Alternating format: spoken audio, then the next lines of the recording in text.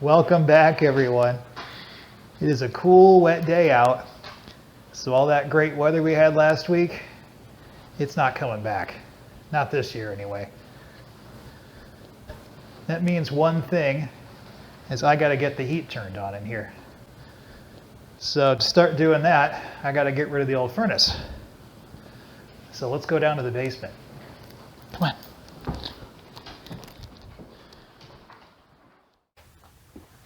My neighbor next door, Rick, is a metal scrapper.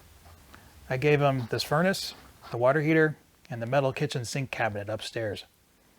He'll be over in an hour with my neighbor John from across the street to help get things moved out. All I have to do is disconnect everything before they show up. I'd better get started.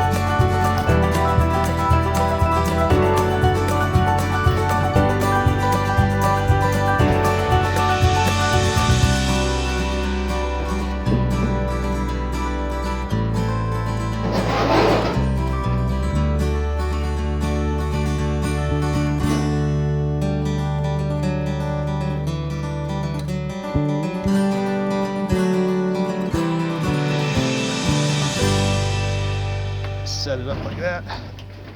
Down.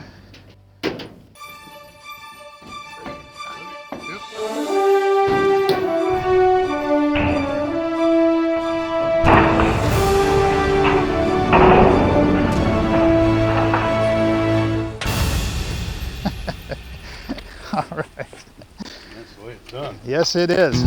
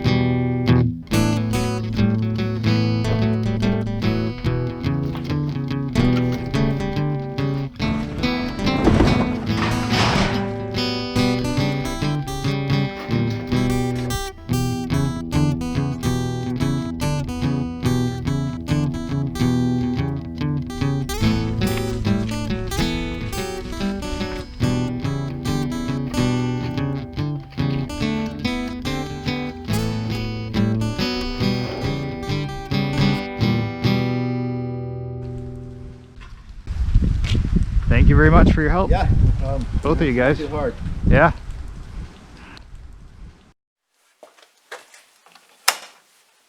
The electric isn't on yet, but I got a few lights in the basement hooked into a small power inverter in the Jeep so I can see what I'm doing down here when I start working on the new furnace.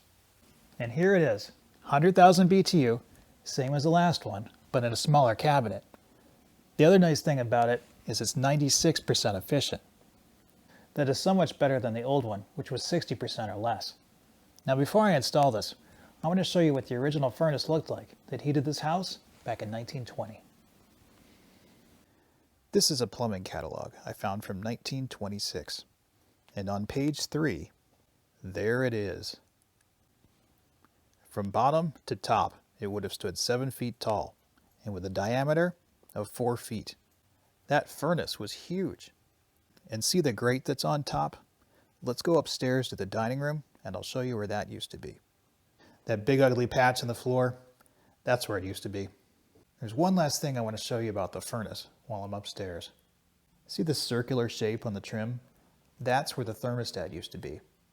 I don't know much about early thermostats, but from what I saw on the internet, this thing was totally mechanical. It would have had a round case like this, but made of metal. And out of the center, there was a lever that came out like this. On the bottom, there were a couple chains that came out. Those chains went all the way down through those 2 little holes in the floor. In the basement, those chains connected to the chimney damper. Moving the lever all the way over would open up the damper, which would make the furnace get hotter. Pushing it the other way would close the damper, which would cool the furnace down. Seems like simple technology compared to what we have today, but it worked for the time. Let's go back down to the basement and install something a little more modern. Okay, over here I got everything I need to install the furnace. This is parts for the cold air return. Here's the plenum, furnace filter, some gas pipe, flexi duct. There's some duct tape and zip ties for the flexi duct. This is 2-inch PVC for the exhaust.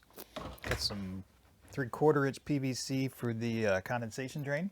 Up here we got the concentric vent kit, which connects to the outside. It lets the exhaust out and the fresh air in. Got some pipe hooks and PVC connections, gas pipe fittings. There's a digital thermostat, some electrical stuff. And in the back we got the vent ports to hook up to the plenum and connect to the flexi duct. That looks like all the parts I need for the furnace, so let's get started.